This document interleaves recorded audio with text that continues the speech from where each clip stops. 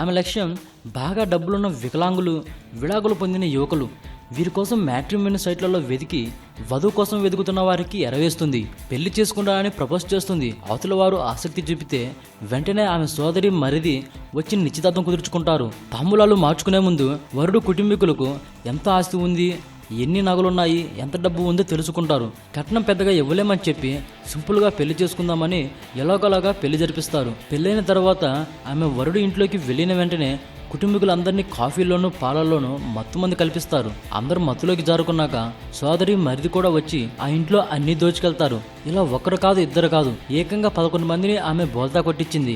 రాజస్థాన్, కేరళ, పూణే, ముంబై, మహారాష్ట్రలో యువకులను ఇలా మోసం చేసింది. చివరకు కేరళ యువకుడు అనుమానించి పోలీసులకు ఫిర్యాదు చేయడంతో ఆమె అసలు రూపం బయటపడింది. ఆమెతో పాటు ఆమె సోదరి ప్రాచి, మరిది దేవేంద్రను కూడా అరెస్ట్ చేశారు. ఆమె మొదటి రాత్రి కాకముందే ఇంటిని దోచుకెళ్లేదని బాధితులు చెప్పారు. ఈ వీడియోపై మీ విలువైన కామెంట్స్ ని మాతో షేర్ చేసుకోండి. అండ్ ఇంకో విషయం, సబ్స్క్రైబ్ చేయడం మర్చిపోకండి.